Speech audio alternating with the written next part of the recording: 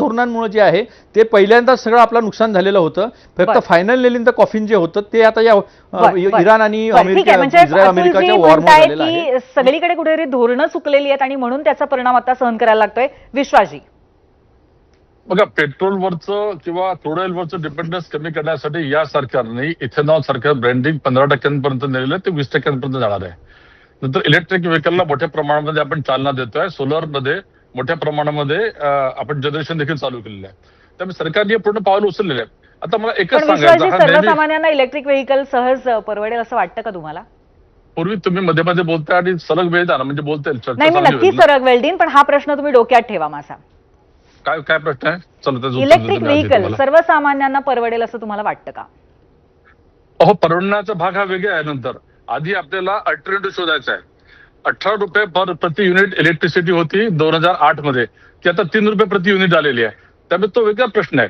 मला एवढंच सांगायचं आहे की नेहमी असं सांगितलं जातं की बॅरलचे दर कमी झाल्यावर तुम्ही दर कमी का नाही केले? जागतिक स्तरावर बघा, जेवढे मॅच्युअर्ड इकॉनॉमीज आहेत त्यांनी दर तसेच मेंटेन केले आणि त्याला डेव्हलपमेंटसाठी वापरले.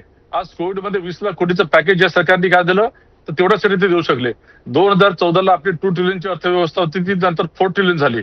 15 लाख कोटीचं जे बजेटचं साईज होतं ते 60 लाख कोटी झालं. या सगळ्या करताना इन्कम टॅक्सचे दर कुठे सरकारने वाढवले किंवा कॉर्पोरेट टॅक्सेसचे दर कमी केले. त्यामुळे फिस्कल डिसिप्लिन काय राहते हे या सरकारकडनं समजून घ्यायला हवं.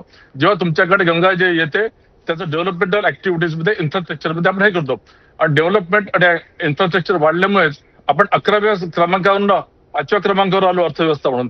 त्यामुळे मला असं वाटतं की इतर देश देखील काय करतात हे समजलं तर आपण काय करतो हे आपल्या लक्षात येईल. ठीक आहे अतुलजी, या सगळ्या मुद्द्यांवरती तुम्हाला काय नक्की कशा पद्धतीने उत्तर द्यायचंय, कशा पद्धतीने प्रश्न विचारायचे? फिस्कल डिसिप्लिन काहीच नव्हता. फिस्कल इनडिसिप्लिन जे आहे ते काय असतं मी तुम्हाला सांगतो. प्रत्येक बजेटमध्ये यांनी 60%च्या वरती खर्च केलेला नाही. याही बजेटमध्ये आम्ही दाखवून दिलं की काही ठिकाणी जलजीवन मिशनमध्ये फक्त 17% पैसा खर्च केला. या सगळं बजेटच्या वेळेस आम्ही दाखवून दिलं, याच्यात त्यांनी खर्च केला नाही. नंतर सेंट्रली स्पॉन्सर्ड स्कीम असतात, म्हणजे केंद्राच्या मदतीने राज्यात काही योजना असतात.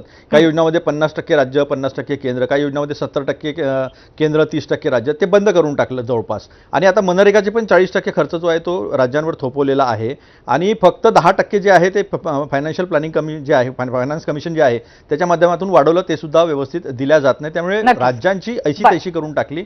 मग राज्यांकडे जीएसटी गेल्यामुळे राज्यांकडे दुसरा काही सोर्स नाही. त्यामुळे कुठेतरी जागा असं तुमचं म्हणणं आहे अतुलजी. पण त्याचबरोबर सध्या सर्वसामान्यांचा प्रश्न आहे आणि तो कदाचित तिथून पुढे राहणार आहे किंवा वाढत जाणार आहे की महागाई किती वाढू शकते, खिशावरती किती ताण येऊ शकते.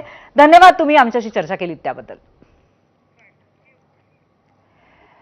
तर आखाती युद्ध